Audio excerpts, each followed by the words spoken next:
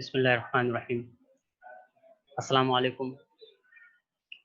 जी, मेरी आवाज़ आपको आ रही है सबको? अच्छा जी, कल हम केमिकल क्लासिफिकेशन पे बात कर रहे थे और हमारी बात जो क्लास की टाइमिंग ख़त्म हो गई थी, तो उस वक्त जहाँ बात ख़त्म हुई थी, तो उस वक्त हम बात कर रहे थे मिक्सचर्स पर। हमने कंपाउंड को डिस्कस कर लिया था। तो जी, मिक्सचर को हम डिस्कस कर रहे थे। जिस तरह कंपाउंड केमिकली कंबाइन होते हैं, तो mixture is a physically combination of two or more substances in which the identities are retained and are mixed in the form of solution, suspension and colloid. ये यहाँ याद रहे कि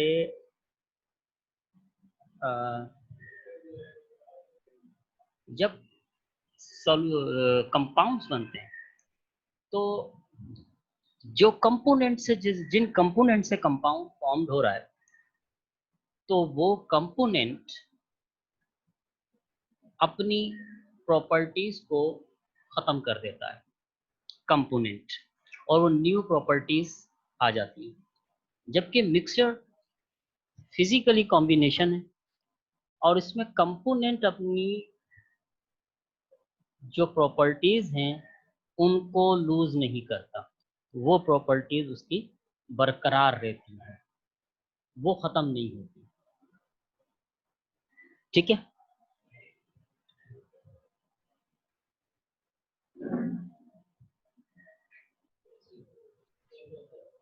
तो मिक्सचर हमारे पास क्या बना? फिजिकल कॉम्बिनेशन ऑफ टू और मोर सब्सटेंसेस। एक मरतबा फिर ये याद रहे कि इसमें आइडेंटिटीज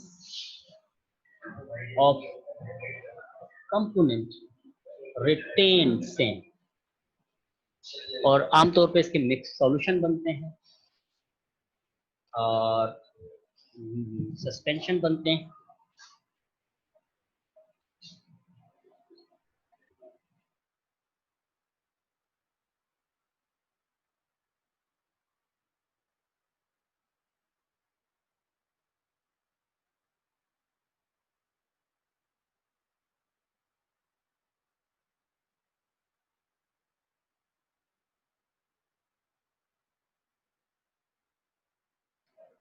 जी, तो अब mixture is a physical combination, compound chemical combination.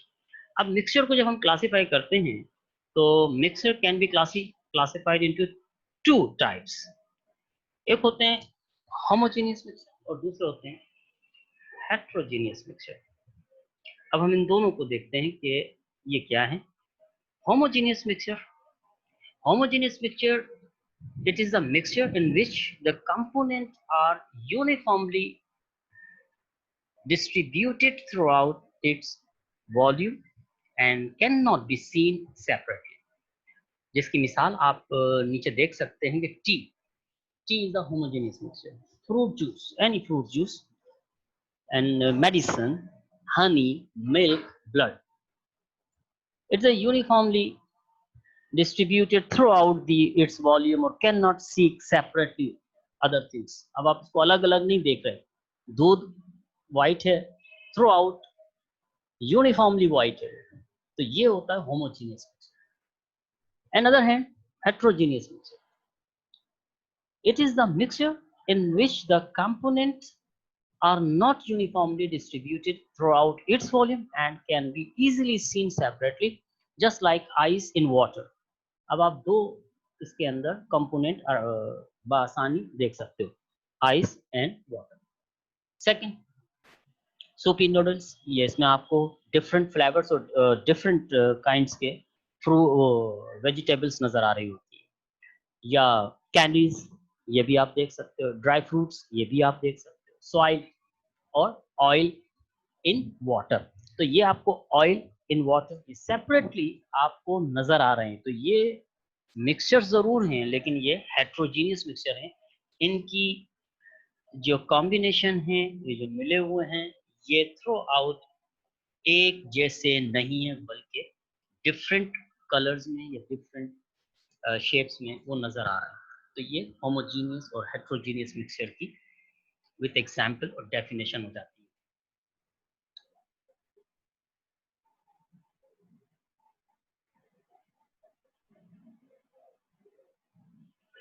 Homo mean same, genius unit आप कह लें, तो थ्रू आउट सेम होता है। बेटे ये आज की क्लास में हम डिस्कस नहीं कर सकते जो आप मुझे बार बार ये एसएमएस कर रहे हैं, क्योंकि जाहिर है ये क्लास आगे चलनी है। मैं पीछे का अगर कल चलाता रहा तो जो मेरा अपना प्लानिंग है वो डिस्टर्ब हो जाएगी। तो बी स्टे, आपको जो कल वाला लेक्चर था उसकी वीडियो जो है वो अपलोड कर दी गई है, तो वो आप सेंटर की वेबसाइट से उसको चेक कर सकते हैं और इसको लेक्चर्स को आगे सुन सकते हैं। क्लियर है? तो ये प्लीज आप इस पर कंसंट्रेट करें जो मैं अभी आपको काम करा रहा हूँ। अच्छा जी, इसके बाद हम आते हैं इसकी एक, जो अब तक हमने पढ़ा, जिसको हम ये कह रहे थे कि मैटर को डिस्कस करते हुए आ रहे हैं, और हमने मैटर को डिस्कस किया है पहले फिजिकल स्टेट में और फिर फिजिकल क्लासिफिकेशन और केमिकल क्लासिफिकेशन। तो उसी के साथ अगर हम केमिकली क्लासिफिकेशन में जाएं तो हमने वहां बात की थी एलिमेंट, कंपाउंड। कंपाउंड एलिमेंट से मिलकर बना है। एलिमेंट तीन टाइप्स के थे। तो एलिमेंट, जैसे कि हमने एलिमेंट की डेफिनेशन में पढ़ा था कि element is made by the one kinds of atoms. तो यहाँ हम बात करें कि एटम क्या है, तो अब पहले हम इस एटम को भी देख लेते हैं। तो atoms are incredibly small and is considered to be the basic building block of element matter that cannot be easily created nor destroyed. This called as atom. Each atom consists of nucleus and a cloud of particles called electron, like that. अब आप यहाँ देख सकते हैं कि इसका एक central part है,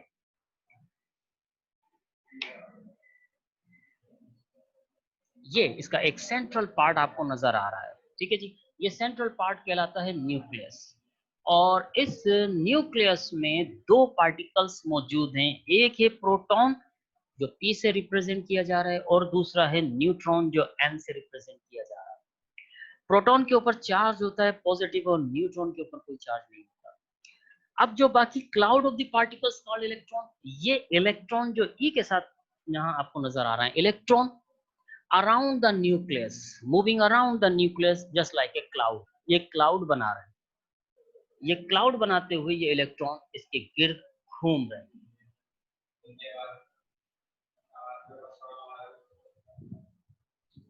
ठीक है जी, तो अब आप इसमें देख सकते हैं आगे अगर हम आए, अब आप थ्रू आउट ये देख रहे हैं जो हमने अब तक की डिस्कशन की।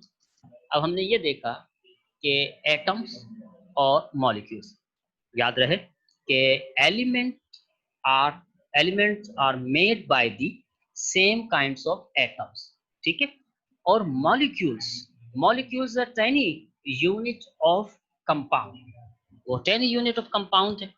ये दोनों मिलके बनाते हैं मेकअप दी ऑल मैटर, ये ऑल मैटर बना रहे हैं। ठीक है जी, विच एग्जिस्ट इन, ये आपका वही वाली बात आ रही है, हम दोबारा वापस आ रहे हैं उसी पे।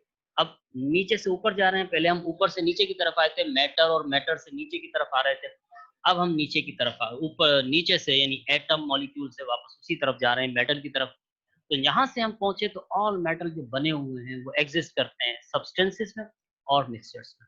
Substances, pure substances, pure substances which may be element or compounds. Elements बने होते हैं सिर्फ एक जैसे एटम्स के, जबकि कंपाउंड्स बने होते हैं सेम एटम्स के भी और डिफरेंट एटम्स के भी, ये कंपाउंड्स होगा।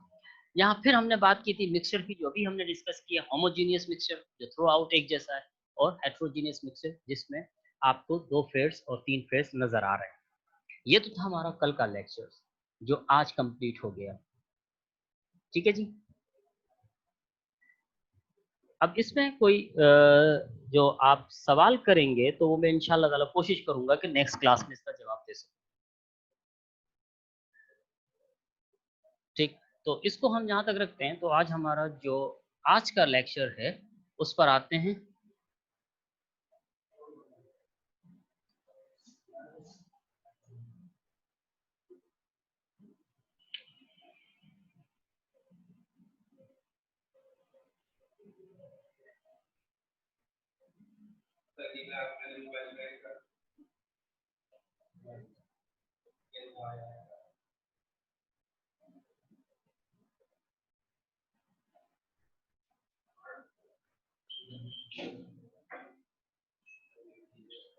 जी।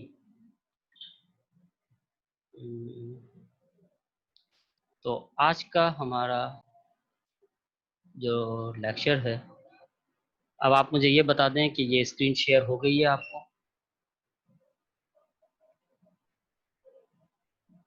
जी।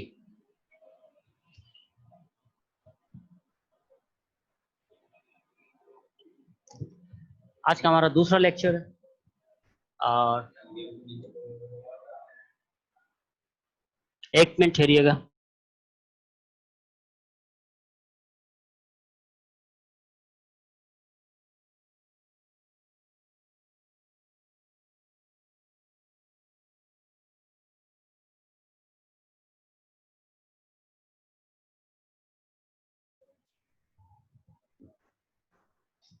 जी, आज का हमारा ये दूसरा लेक्चर है और जिसमें हम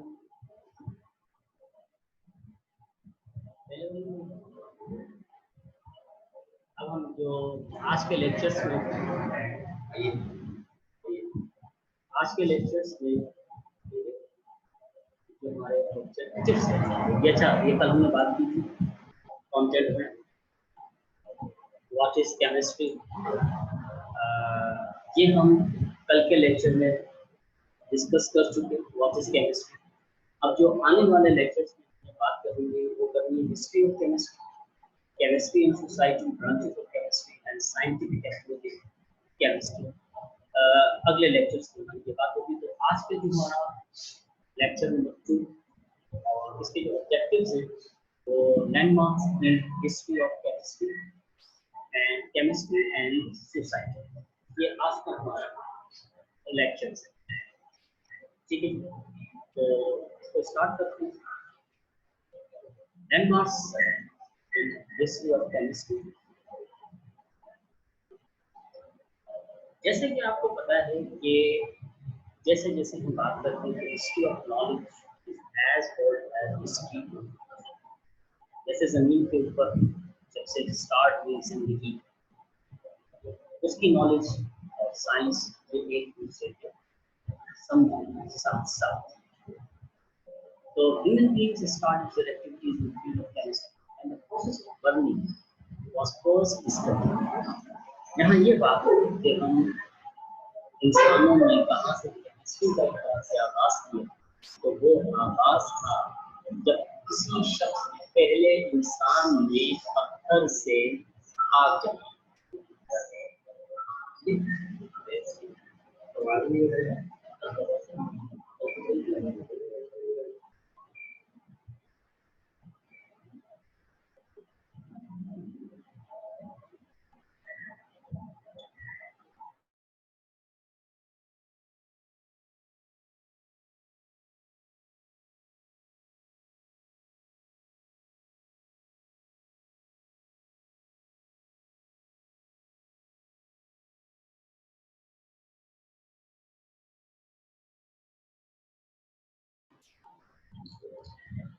जी बेटा, ये कुछ थोड़ी सी आवाज आप तक नहीं पहुंच रही थी, इस आवाज का कुछ प्रॉब्लम है तो इसलिए उसको सेट करने में थोड़ा सा टाइम लग रहा है। तो हाँ जी, तो हम बात कर रहे हैं हिस्ट्री ऑफ केमिस्ट्री। तो human beings started their activities in field of chemistry when the process of burning was first discovered। अब जो पहला शख्स था जिसने पत्थर से आग जलाई, वहीं से आप समझ लो कि केमिस्ट्री स्टार्ट हुई। The study of old civilization indicates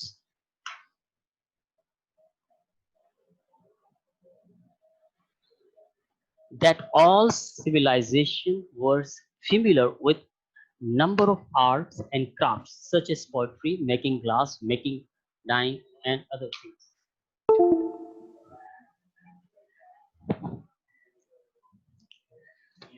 तो ये तो अगर हम बहुत हजारों साल पहले भी जाएं तो वहां हमें ये चीजें पता चलती हैं कि लोग कलर का काम जानते थे, ग्लास मेकिंग जानते थे, पोट्री मेकिंग जानते थे और ये सब एक केमिस्ट्री ही थी। लेकिन हाँ, इसको जो आगाज कहेंगे कि इस चीज़ों का इस्तेमाल कहाँ से और कब से हुआ, तो इसको हम यहाँ देखते हैं कि हिस्टोरिकल डेवलपमेंट इन केमिस्ट्री वो किस तरह से आई, किस एजिस से शुरू करते हैं। तो हम सबसे पहले तो एक नाम देते हैं ग्रीक पीरियड। ग्रीक पीरियड ये तकरीबन 347 और 460 बीसी का पीरियड है। ये कबले मसीह का पीरियड चल रहा है, जिसमें ग्रीक फिलोसोफर्स थे जैसे कि प्लेटू, एरिस्टोटल, डेमोक्रेटस। ये फिलोसोफर्स थे जिन्होंने अपनी थॉट से अपनी नॉलेज शेयर की, और वो जो केमिस्ट्री की नॉलेज इन्होंने शेयर की वो फिलोसॉफिकल साइंस के तौर पर इंट्रोड्यूस कराई गई। वो एक फिलोसफी थी, और ये एक ग्रीक पीरियड कहलाता है। इसके बाद एक और पीरियड आता है जो रोमन पीरियड्स है। इन्होंने भी केमिस्ट्री में बहुत सारी डेवलपमेंट की, जैसे कि मेटलर्जी प्रोसेस इन्होंने इंट्रोड्यूस कराया, इन्वॉल्विंग ऑफ पोइट्री वगैरह। एक मिडिल एज आती है, और मिडिल एज जो है वो कहलाती है मुस्लिम पीरियड। और मुस्लिम पीरियड जो आमतौर पर स्टार्ट हुआ वो 600 से लेके 1600 एडी तक का है। और इस पीरियड में वेल नोन अल्केमिस्ट इंट्रोड्यूस हुए। उन्होंने मॉडर्न साइंटिफिक नॉलेज की बुनियाद रखी, और अपने तजर्बात से केमिस्ट्री को एक बुलंद मकाम पे लेकर। इसके बाद जो एक पीरियड है जिस पीरियड में हम लोग बस रहे हैं वो है मॉडर्न पीरियड। और इस मॉडर्न पीरियड में एक मॉडर्न केमिस्ट्री है जो कि शुरू हो रही थी 17th सेंचुरी से, जब scientist started keep records and publish the result of their experiment. यहाँ इससे पहले जो बात थी, ये ग्रीक पीरियड या रोमन पीरियड या मुस्लिम पीरियड, इसमें साइंटिस्ट अपना रिकॉर्ड नहीं रखते थे, अपनी चीजें शेयर नहीं करते थे।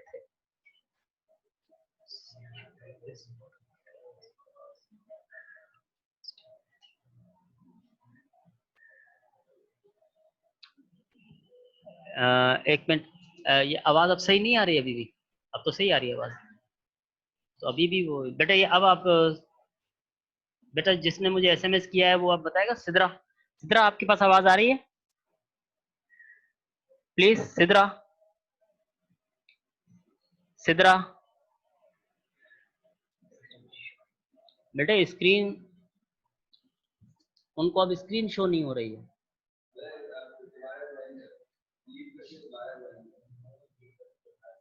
उनसे कहूँ बेटा आप एक काम करें कि आप इस क्लास को लीव करके दोबारा ज्वाइन करें। सही, ठीक है जी। आप सिद्रा, सिद्रा के लिए कि आप क्लास को लीव करके दोबारा ज्वाइन कर लें। जिसके साथ ये प्रॉब्लम आ रही है वो दोबारा से ज्वाइन कर लें, ठीक है जी।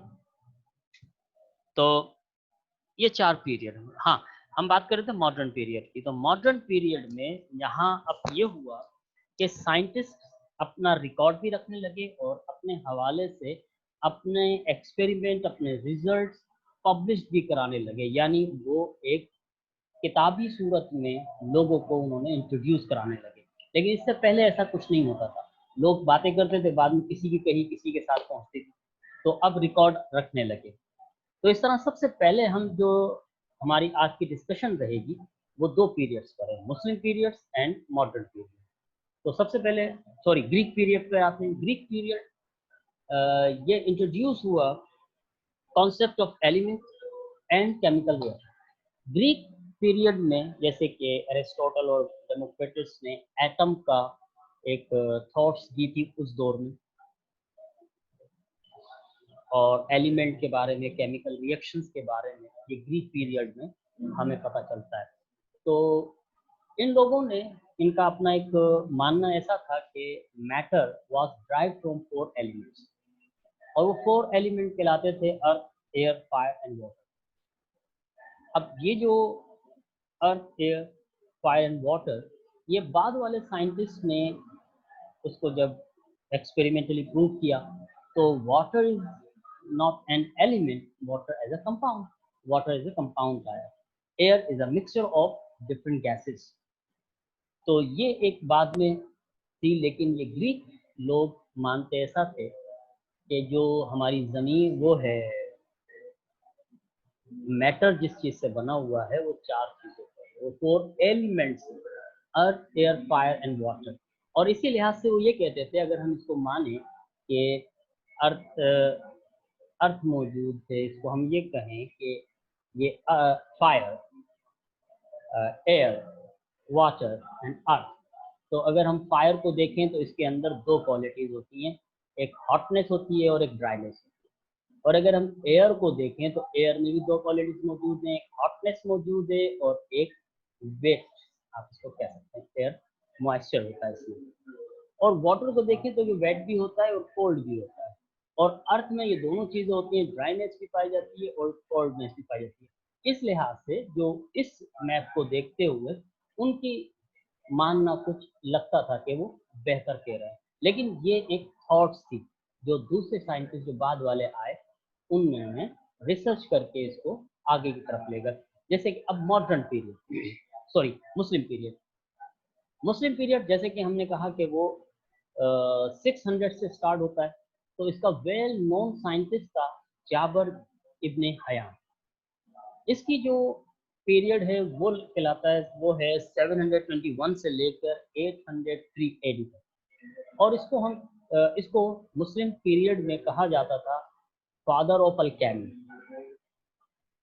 और इसका कंट्रीब्यूशन बहुत ब्राइट रहा, और उसने कहा कि ये पहला साइंटिस्ट था। He invented experimental method for the preparation of nitric acid, hydrochloric acid and white lac. He also developed method for extraction of metals. Metallurgy जो पहले इंट्रोड्यूस तो हो चुका था, लेकिन इसने डिफरेंट एलिमेंट मेटल्स को एक्सट्रैक्ट करने के तरीके बताए। He invented the methods for dyeing of clothes. एक ये मेथड भी आप बताया गया कि कपड़ों को किस तरह से कलर किया जाए। इसी तरह अगला साइंटिस्ट था अल राजी, और इसका पीरियड बनता है 862 से लेकर 930। और इसकी जो फेम है वो एज ए फिजिशियन है, ये अल्केमिस्ट है, फिलोसोफर है एंड सर्जन।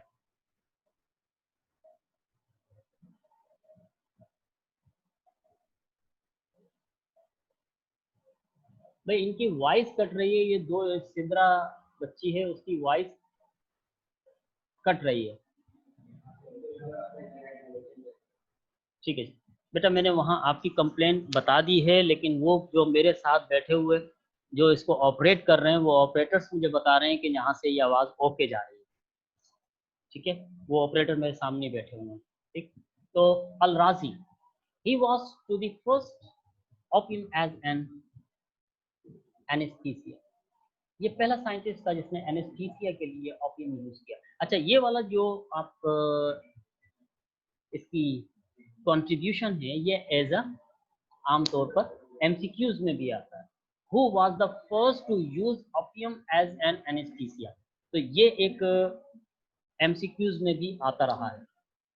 इसका एक दूसरा कंट्रीब्यूशन ये था कि he divided the substance into living and non living origin, जिसको मॉडर्न केमिस्ट्री में हम कहते हैं कि इसने कंपाउंड्स को उनकी ओरिजिन की बुनियाद पर दो मेन क्लासेस में क्लासिफाई किया, जो हमने कंपाउंड्स की क्लासिफिकेशन में देखा था, organic compounds and inorganic compound. तो ये पहला अल राजी साइंटिस्ट था जिसने कंपाउंड्स को उनकी ओरिजिन की बेस पर क्लासिफाई किया। अच्छा, इसका एक और कंट्रीब्यूशन ये रहा कि ही was the prepared alcohol by fermentation. इसने फर्मेंटेशन के प्रोसेस से अल्कोहल बनाई, जो अभी भी मॉडर्न केमिस्ट्री में भी, मॉडर्न साइंस में भी अल्कोहल को फर्मेंटेशन से ही बनाया जाता है। तो ये उसका इन्वेंटर था, इसने जो है ये तरीका कार इजाद की निकाला। तो he was the prepared alcohol by fermentation. Next Al Biruni, well known, इसको आप कह लें कि ये क्यूरिस्ट था, और ये बहुत इसने दुनिया को घूमा अल बैरूनी ने। और ये 907 1873 से लेकर 1048 तक रहा। ये एज ए फिजिशियन मशहूर हुआ, मैथमेटिशियन और मेटाफिजिशियंस एंड केमिस्ट। इसकी कंट्रीब्यूशन में ये था कि he determine the densities of different substances. इसने बहुत से सब्सटेंसेस की डेंसिटी डिटरमिन की। He work on 18 precious stone and metals. और इसका एक और यूनिक सा काम था जो इसने काम किया, और वो काम था कि 18 से ज़्यादा एलिमेंट्स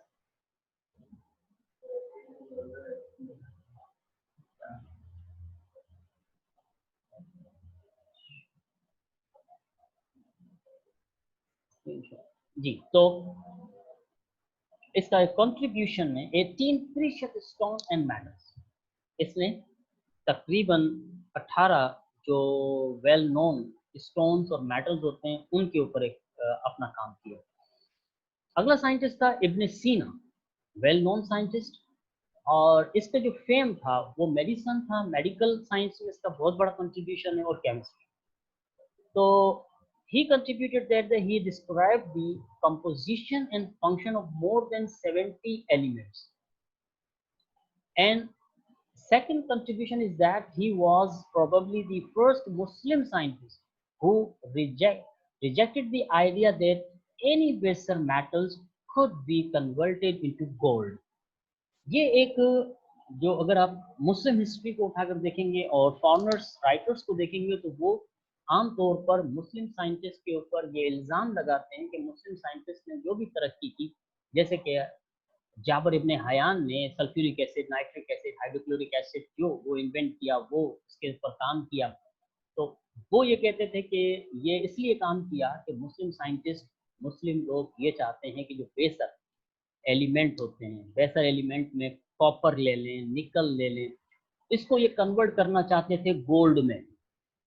तो इब्ने सीना वो साइंटिस्ट था जिसने ये रिजेक्ट किया, और ये मुस्लिम हिस्ट्री का पहला साइंटिस्ट था, इसने इस आइडिया को रिजेक्ट किया और ये कहा कि बेसर मैटर कभी भी गोल्ड में कन्वर्ट नहीं हो सकते।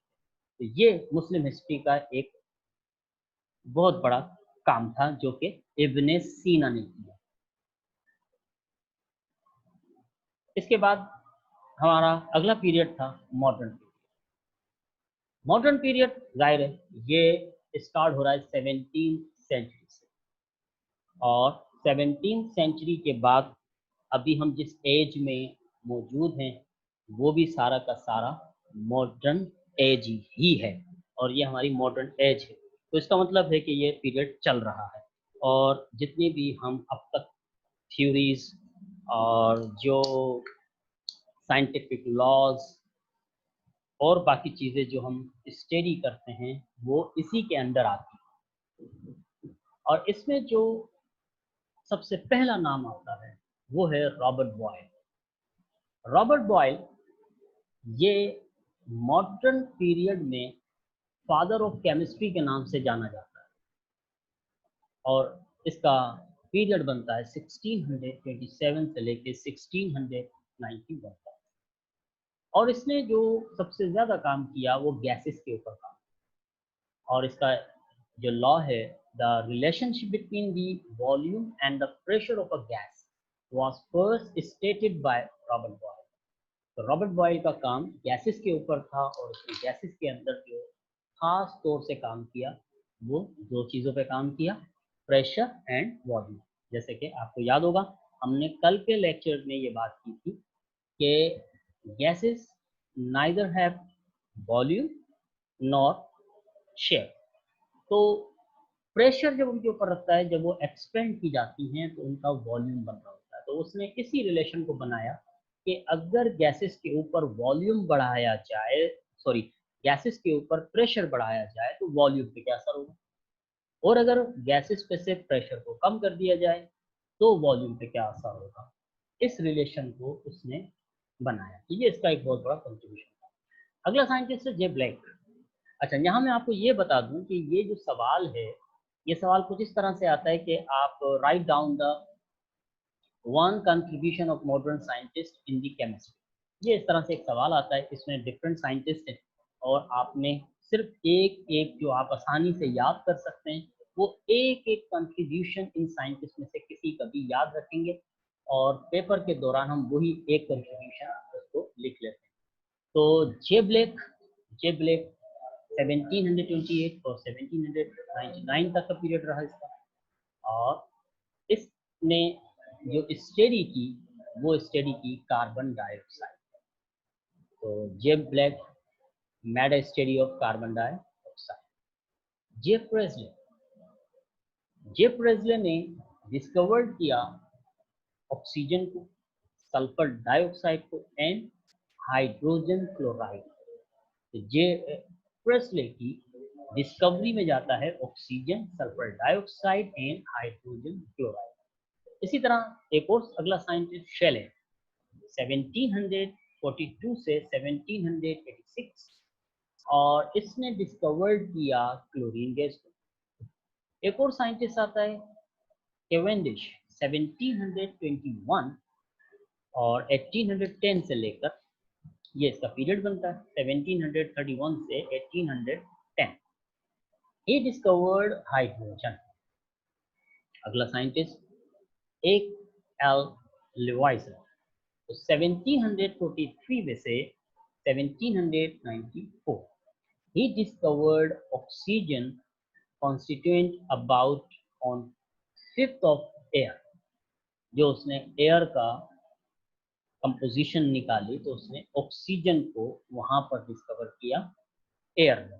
अच्छा, ये यहाँ मैं आपको बता दूं, जे प्रेस्ले ने ऑक्सीजन को डिस्कवर किया था वाटर में, ठीक है, और लेवाइजर ने डिस्कवर किया था एयर में, ठीक है।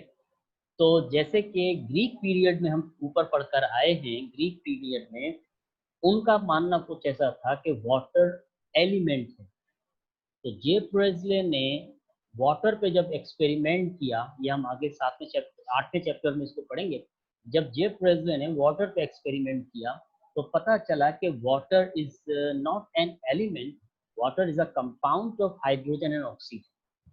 तो उस वक्त प्रेस्ले ने ऑक्सीजन को डिस्कवर किया वाटर में, और लिवाइजर ने ऑक्सीजन को डिस्कवर किया एयर, इन दोनों में। ये यहाँ एक साइंटिस्ट बहुत बड़ा नाम, जॉन डाल्टन, 1766 से लेकर 1844, ये इंग्लिश साइंटिस्ट, और इसने एटॉमिक थ्योरी पे काम किया। जो ग्रीक पीरियड में डेमोक्रिटस, एरिस्टोटल, इनके कॉन्सेप्ट थे, उन कॉन्सेप्ट को उसने अपनी एक साइंटिफिक की बुनियाद पर एटॉमिक थ्योरी दी, और वो एटॉमिक थ्योरी आती है इसकी 1808। he gave atomic theory matter, from then onward the idea of atom and molecule become established। और इसने यही आइडिया दिया कि एटम, एलिमेंट और कंपाउंड किस तरह बन रहा है। ये तमाम काम किया था John Dalton. Let's go forward के नेक्स्ट साइंटिस्ट में आते हैं, हमारे पास है नाम गे लुसॉक। गे लुसॉक, एवोगाड्रो, ड्यूलॉन्ग और पिटेट, ये तमाम साइंटिस्ट, इनका जो काम था, जो कि अलग ही अलग काम किया है, एक ही साथ नहीं समझना, लेकिन इनका एक ही चीज पर काम था, ये सब अलग अलग थे। Determine the relative atomic molecular masses of many substances and the number of specified particles in a mole of any substance। तो आगे जाकर हमने जो है एवोगाड्रोस नंबर तो पढ़ना ही है, जो नंबर 1 मोल कंटेन 6.02 into 10 की power 23 particles is called as Avogadro's number. तो ये हमने आगे जाकर इसको स्टडी करना है। इसी तरह जे बर्जीलियस, इसने जो काम किया उसका काम था, इसने इंट्रोड्यूस कराया आइडिया ऑफ सैम्पल्स। जो इस वक्त हम केमिस्ट्री में एलिमेंट के सैम्पल या केमिकल फार्मूला, जो केमिकल फार्मूलाज हैं, उनको सिंबलाइज्ड फॉर्म में जो देखते हैं, वो काम है जे बर्जीलियस का। और जो केमिकल रिएक्शंस में इक्वेशंस बनाई जाती हैं, वो भी काम J.J. Berzelius का है। He introduced the idea of symbols, formulae and equations to make the study of chemistry more systematic. इससे केमिस्ट्री को और इन्हांसमेंट मिला। अगला scientist Mendeleev. He was the first scientist to give the periodic table। ठीक है जी, ये पहला scientist था। इससे पहले जो साइंटिस्ट थे उन्होंने पीरियोडिक टेबल नहीं दी थी, बल्कि एलिमेंट को अरेंज करने की कोशिश की थी। ये इंशाल्लाह ताला हम चौथे चैप्टर में पढ़ेंगे। तो मेंडलीव ने डिस्कवर्ड किया पीरियोडिक अरेंजमेंट ऑफ एलिमेंट, और जो इस वक्त हमारे बुक में शामिल है मॉडर्न पीरियोडिक टेबल, वो मॉडर्न पीरियोडिक टेबल असल में वर्क है मेंडलीव का, जो बाद में मॉडर्न हो गई और इसको एटॉमिक मास के बजाय अरेंज किया गया एटॉमिक नंबर पर। ये हमने आगे जाकर पढ़ना है। Arrhenius, he gave the theory of ionization। जो आयोनिक कंपाउंड्स हैं, और आयोनिक कंपाउंड को जब आप डिसॉल्व करते हैं वाटर में, तो वाटर में डिसॉल्व होने के बाद वो आयंस में ब्रेकअप हो जाते हैं। उसी थ्योरी का नाम, जो उस थ्योरी पे जो काम किया, उस आयोनाइजेशन पर जो काम किया, वो आर्हेनियंस था, और उसने अपनी एक थ्योरी दी जिसको कहते हैं theory of ionisation. Move forward. अगले हमारे पास साइंटिस्ट थे Michael Faraday. Michael Faraday, he gave the laws of electrolysis. ये 8th चैप्टर में हमने इसके लॉज पढ़ने हैं। इसने इलेक्ट्रोलाइसिस पे काम किया और बहुत समझे कि इसका केमिस्ट्री के अंदर बहुत बड़ा कंट्रीब्यूशन है। इसलिए कंट्रीब्यूशन भी हम इसको कहते हैं कि जब ये काम कर रहा था इलेक्ट्रोलाइसिस पर, तो इलेक्ट्रोलाइसिस पे काम करते हुए माइकल फेराडे ने क्लू दिया था कि एटम के के अंदर चार्ज है, ये इसका क्लू था।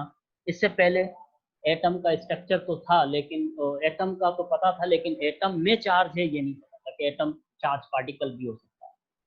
और फिर इसने ये इस प्रूफ को, जो इसका क्लू था माइकल फेराडे का, जो इलेक्ट्रोलाइसिस के दौरान उसने ये कहा कि एटम के अंदर नेगेटिव और पॉजिटिव चार्ज हो सकता है, इस बात को साबित किया जे थॉमसन ने। तो जे थॉमसन ने discovery of electron discharge tube experiment की मदद से, तो डिस्कवरी ऑफ इलेक्ट्रॉन ये क्लू था फेराडे का कि एटम में नेगेटिव चार्ज मौजूद है। तो फिर बाद में पॉजिटिव चार्ज भी आया। तो उसका अगला साइंटिस्ट था जे बिक्रॉल, और इन्होंने रेडियो एक्टिविटी पे काम किया। ये भी इंशाल्लाह ताला हम तीसरे चैप्टर में इसको डिस्कस करेंगे।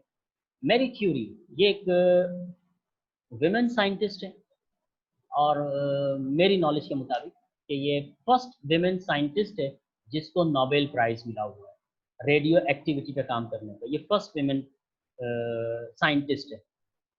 तो हो सकता है कोई दूसरी भी हो, लेकिन मेरी अपनी नॉलेज के अंदर ये पहली खातून साइंटिस्ट हैं, केमिस्ट हैं, जिन्हें रेडियो एक्टिविटी पे काम करने पर नोबेल प्राइज मिला था। इसके बाद रदरफोर्ड है। रदरफोर्ड ने डिस्कवरी ऑफ न्यूक्लियस की। एटम के अंदर एटम मौजूद था, एटम में ये बात हो रही थी कि इलेक्ट्रॉन प्रोटॉन मौजूद है।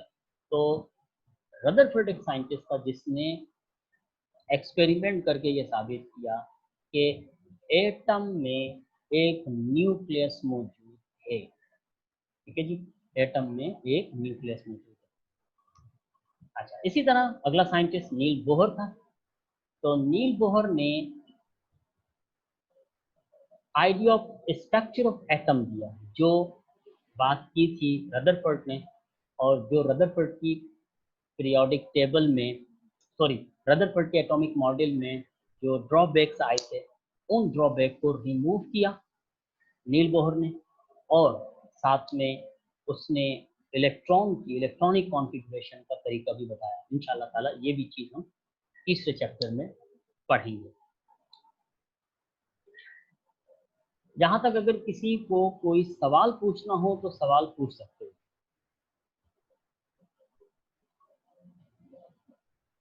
तो आगे हमारे पास है केमिस्ट्री एंड सोसाइटी। सारे साइंस के जितने भी साइंस की स्टडी है वो हमारी अपनी सोसाइटी पे उसका एक बहुत बड़ा इम्पैक्ट है, लेकिन जितना इम्पैक्ट केमिस्ट्री का है शायद दूसरों का भी हो, लेकिन केमिस्ट्री का इम्पैक्ट एक नज़र आने वाला, और हमें हर जगह एक केमिस्ट्री नज़र आती है। और रोज़मर्रा ज़िंदगी में केमिस्ट्री का एक बहुत बड़ा अमल दखल हमारी अपनी सोसाइटी पे। और इसकी प्रैक्टिकल एप्लीकेशन मॉडर्न वर्ल्ड पर मौजूद हैं। ठीक है जी। तो chemistry has great impact on the society, it has important practical application in modern world, so we can say human society and chemistry go hand in hand. There are many examples to prove this statement. अच्छा, ये एक सवाल भी आता है, ये वाला, human society and chemistry go hand in hand, ये वाला एक सवाल आ जाता है कि आप इसको यहाँ पर मैं आपको हाईलाइट किए देता हूँ कि ये हमारा एक सवाल रहता है जनाब कि जब हम ये बात कर रहे हैं कि ह्यूमन सोसाइटी, ये इसको हम यहाँ से human society and chemistry go hand in hand, give comments, तो ये आपके कमेंट्स में आ जाता है ये सवाल। तो इसकी मुख्तलिफ एग्जाम्पल्स हो सकती हैं। पहली एग्जाम्पल्स हम ये कह सकते हैं कि many synthesis product like glass, cement, paper, textile, leather, plastic, soap, detergent, cosmetics, fertilizers and explosives are major gift of chemistry. ये सारे के सारे हमें केमिस्ट्री से ही मिल रहे हैं।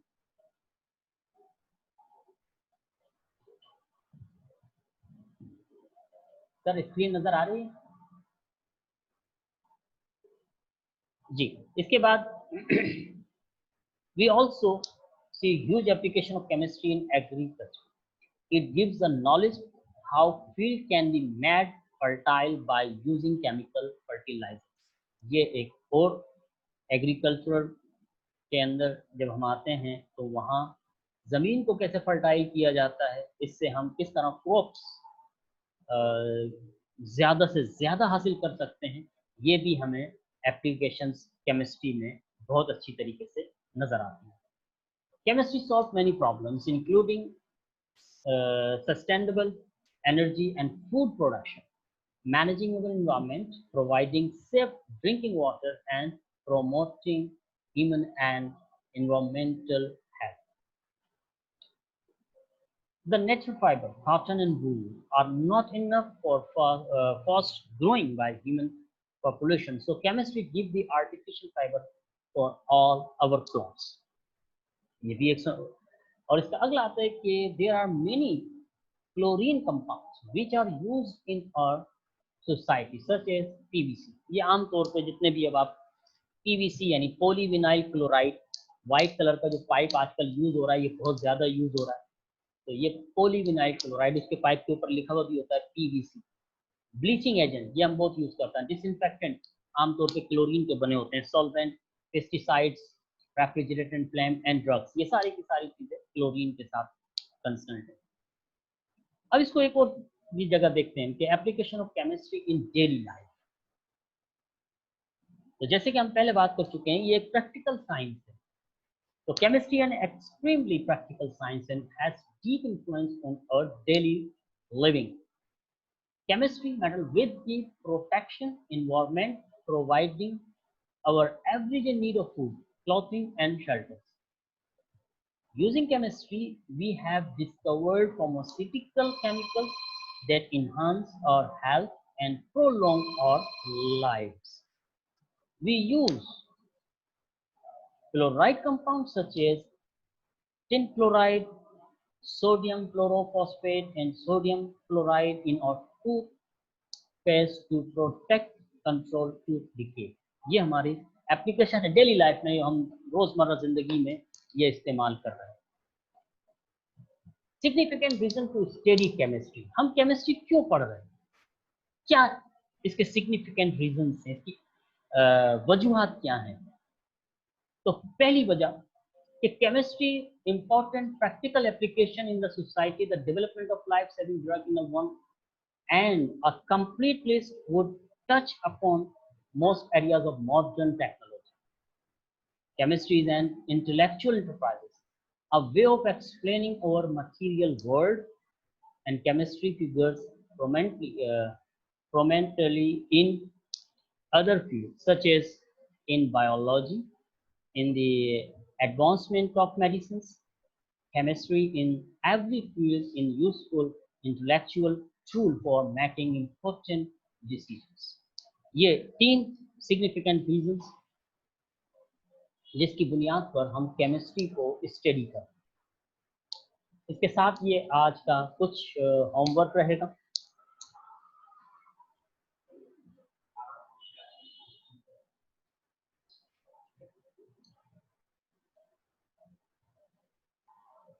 इसमें आपने जैसे कि स्लाइड्स में आपको कुछ लिखने की ज़रूरत तो नहीं है, ये सब का सब आपके पास मिला हुआ है।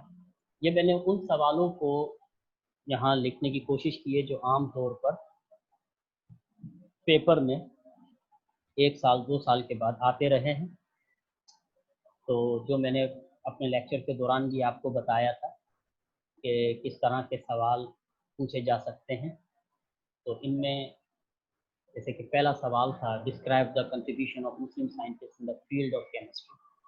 तो जिस तरह मैंने आपको कॉलम बनाकर लिखा है, तो इसको इसी अंदाज से आप कॉपी कर लें और अपने पास महफूज करें और यही याद करें, क्योंकि उसमें आपके जो कॉलम बने हुए हैं, एक कॉलम में नाम है, उसका पीरियड आ जाता है, फिर उसका कंट्रीब्यूशन आ जाता है और उसका एक फेम भी आ जाता है, उसकी मशहूर।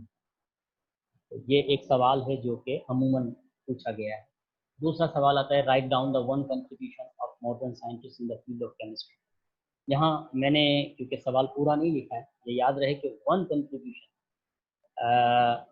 हमने लास्ट डे डिस्कस किया था कि जो शॉर्ट क्वेश्चन आंसर्स हैं, उन शॉर्ट क्वेश्चन आंसर्स में कुछ 4 नंबर का सवाल होता है। तो 4 नंबर के सवाल में ये 4 साइंटिस्ट का, मॉडर्न साइंटिस्ट में 4 साइंटिस्ट, कोई भी 4 साइंटिस्ट, उनमें से हर एक का एक कंट्रीब्यूशन मांगा जाता है, यानी 4 साइंटिस्ट।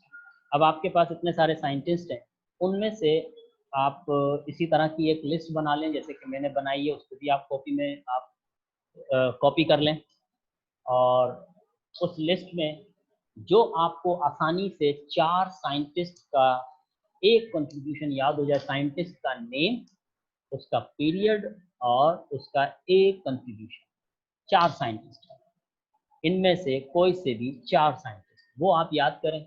जो आपको लगता है कि ये आपको आसानी से याद हो जाएंगे तो वो याद करें। फिर मैंने आपको सवाल जो एक कराया था, what is the important role of chemistry in society, वो मैंने आपको ऊपर दिखाया कि हमारी सोसाइटी में केमिस्ट्री का एक रोल क्या है। या इसी सवाल को इस तरह से भी कह सकते हैं हम कि chemistry and human society go hand in hand, right agreement in support of this statement. तो ये आपने इस स्टेटमेंट की सपोर्ट में अपने बात करनी है। तो जैसे कि मैंने वहाँ पर आपको ये पॉइंट्स बताए हुए हैं, लिखे हुए हैं, उन पॉइंट्स को आपने याद कर लेना। फिर इसी तरह से जो एक सवाल आया था कि write down 3 significant reason to study chemistry, तो ये भी एक सवाल बन जाएगा आपके पास। तो इस तरह से ये 3 सवाल हैं, 3 सवाल में से तीसरा सवाल 2 तरीके से आ सकता है। एक तरीका, what is the important role of chemistry in society, और एक आ सकता है कि chemistry and human society go hand in hand, write argument in support of this statement. ये इस तरह से आपका आज का लेक्चर तकरीबन कंप्लीट हुआ। तो इसमें किसी को कोई बात समझ नहीं आई हो तो वो यहाँ पर बता सकता है। और बेटा, ये जो आप कुछ लोगों की तरफ से ये आ रहा था कि उनको आवाज़ सही नहीं आ रही, तो जो मेरे साथ जो ऑपरेटर्स यहाँ बैठे हुए हैं, उनसे ये मैं बार बार पूछता रहा, इशारों से भी पूछता रहा, और वैसे भी तो वो मुझे यही कहते रहे कि उनके पास आवाज़ सही आ रही है क्योंकि ये ऑपरेटिंग सिस्टम चल रहा है। तो इस तरह से, अच्छा, ये अभी जो मेरा लेक्चर ख़त्म हुआ है, ये इंशाल्लाह ताला आपको सेंटर की वेबसाइट्स पर वीडियो की सूरत में मिल जाएगा, तो वहाँ से भी आप इसको देख सकते हैं कि वहाँ पर आवाज़ कैसी आ रही है, उसको आप वहाँ से भी कॉपी कर सकते हैं। तो तसल्ली रखें, ये आपको मिल जाएगा। फिर भी इसके बाद कोई सवाल आपको आपके जहन में हो, कोई सवाल आपके जहन में आए, तो यहाँ आप पूछ सकते हैं। और बराए मेहरबानी एक काम ये ज़रूर कीजिएगा कि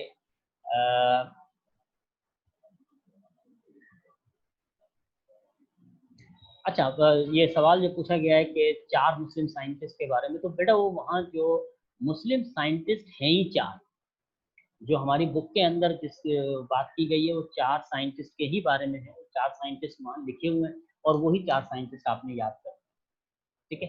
हाँ, मैं सवाल ये कर रहा था कि प्लीज़ अगर कोई स्टूडेंट एब्सेंट है तो मुझे ऐसे एसएमएस करके ये ना कहे कि सर मुझे पिछली वाली लेक्चर्स को दोहरा दें, क्योंकि वो ना तो इन लोगों ने मुझे कहा हुआ है और ना मेरे प्लानिंग के अंदर ऐसा है कि मैं इसको रिपीट करूँगा।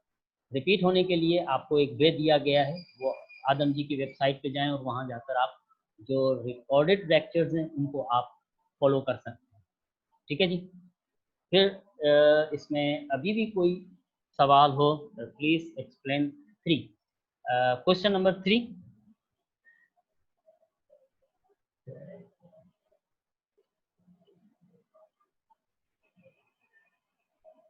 अच्छा जी, ये मुझसे कहा गया है कि तीसरा सवाल को रिपीट कर दें। तो तीसरा सवाल, जैसे कि मैंने कहा, what is the important role of chemistry in society.